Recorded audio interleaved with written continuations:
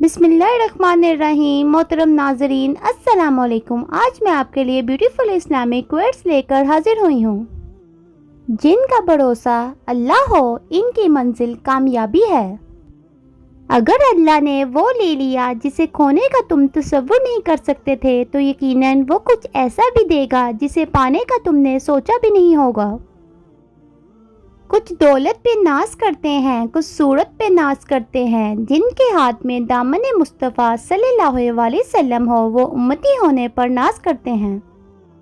بہترین لوگ بہترین نیت رکھتے ہیں جس کی وجہ سے اللہ تعالیٰ ان کے تمام کاموں کو سنوار دیتا ہے، اور جس کام کو رب سنوار دے اسے کوئی بندہ کیسے بگاڑ سکتا ہے۔ جو کسی کا برا نہیں چاہتے ان کے ساتھ کوئی برا نہیں کر سکتا، یہ میرے رب کا وعدہ ہے۔ خدا سے یہ مت کہو کہ طوفان کتنا بڑا ہے، بلکہ طوفان سے کہو میرا خدا بہت بڑا ہے۔ نماز کی تو وہ شان ہے جو روک دیتی ہے طواف کعبہ کو، تو تیرے کاروبار کی کیا اوقات ہے جس کے لیے تو چھوڑ دیتا ہے نماز کو۔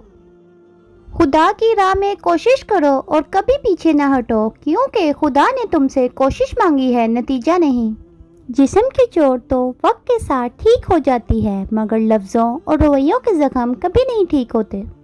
لوگوں کے ساتھ اپنی اچھائیاں بتا کے ان کے ساتھ رہنے کی بھیک مت مانگے۔ اپنی کچھ برائیاں بتا کر دیکھیں کون کون ساتھ چلتا ہے، سب معلوم ہو جائے گا۔ اسلام اتنا خوبصورت مذہب ہے کہ مسکرانے پر بھی آپ کو اجر ملتا ہے، اور یہاں تک کہ غصے کی حالت میں خاموش رہنے پر بھی۔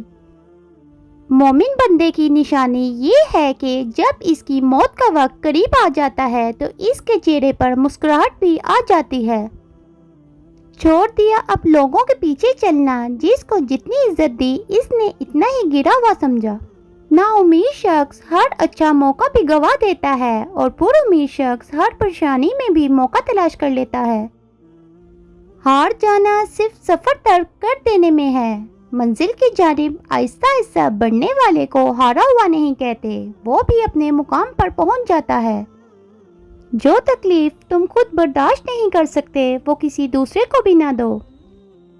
جہاں سے ہماری سوچ ختم ہو جاتی ہے ٹھیک وہاں سے اللہ کا فیصلہ شروع ہو جاتا ہے۔ حضرت محمد صلی اللہ علیہ وسلم نے فرمایا، جس نے کہا اللہ کے سوا کوئی عبادت کے لائق نہیں، پھر اس پر ثابت قدم رہے، وہ جنت میں داخل ہوگا۔ وہ احساس بہت ہی الگ ہوتا ہے جب اللہ کی محبت کو محسوس کرتے ہوئے آنکھوں سے آنسو بہنا شروع ہو جاتے ہیں۔ اللہ سے جب مانگو تو اپنی اوقات کے مطابق نہیں، بلکہ اللہ کی شان کے مطابق مانگو۔ قرآن پڑھتے ہوئے ایسا لگتا ہے کہ جیسے وہ دلاسا دے رہا ہو کہ میں ہوں نا تمہارے ساتھ۔ ممکن ناممکن تو ہماری سوچ ہے، اللہ کی ذات کے لیے سب ممکن ہے۔ جب ساری دنیا منہ پھیر لیتی ہے تو اس وقت بھی اللہ آپ کے ساتھ ہوتا ہے۔ اگر پینسل بن کر کسی کی خوشیاں نہیں لکھ سکتے تو کوشش کرو کہ ربر بن کر کسی کے غم مٹا دو۔ حضرت علی رضی اللہ عنہ فرماتے ہیں، گناہ پر ندامت گناہ کو مٹا دیتی ہے، نیکی پہ غرور نیکی کو تباہ کر دیتا ہے۔ خوبصورت زندگی کا راز، دعا کیجئے، دعا دیجئے، دعا لیجئے۔ میں اپنا ہر غم اللہ کو بتاتی ہوں، کیونکہ میرے غموں کا علاج صرف اللہ کے پاس ہے۔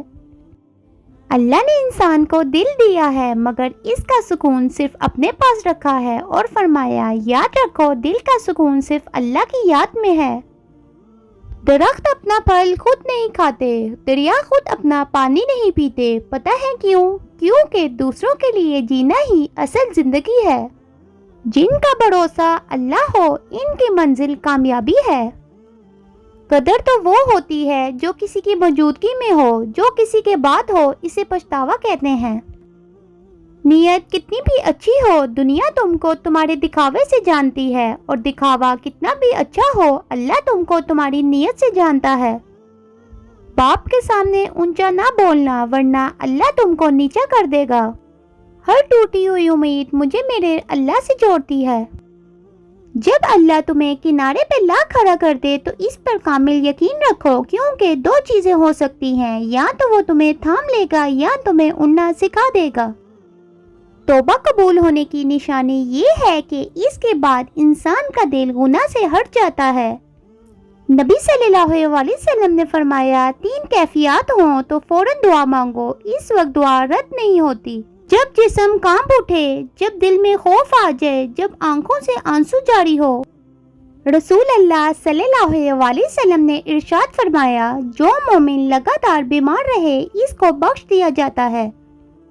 دنیا بھی بڑی عجیب جگہ ہے، جب چلنا نہیں سیکھا تھا تو کوئی گرنے نہیں دیتا تھا، اور جب سے چلنا سیکھا ہے تو قدم قدم پر لوگ گرانا چاہتے ہیں۔ زندگی میں ملتا تو بہت کچھ ہے، بس ہم حساب اسی کا رکھتے ہیں جو نہ مل سکا۔ اگر انسان اپنی انگلیوں کا استعمال اپنی ہی غلطیوں کو گننے کے لیے کرے تو دوسروں پر انگلی اٹھانے کا وقت ہی نہ ملے۔ کفر کے بعد سب سے بڑا گناہ دل دکھانا ہے، چاہے وہ مومن کا ہو یا کافر کا۔ نصیب کیسا بھی ہو، نماز اور قرآن سے مدد لے کر اللہ سے جو مانگو ضرور ملتا ہے۔ امید کرتی ہوں کہ آپ کو میری ویڈیو اچھی لگی ہوگی۔ اگر اچھی لگی ہے تو لائک کریں، کامنٹ کریں اور اپنے فرینڈز اینڈ فیملی کے ساتھ شیئر کریں، اور اگر آپ میرے چینل پہ نیو ہیں تو چینل کو سبسکرائب کریں۔ اللہ حافظ۔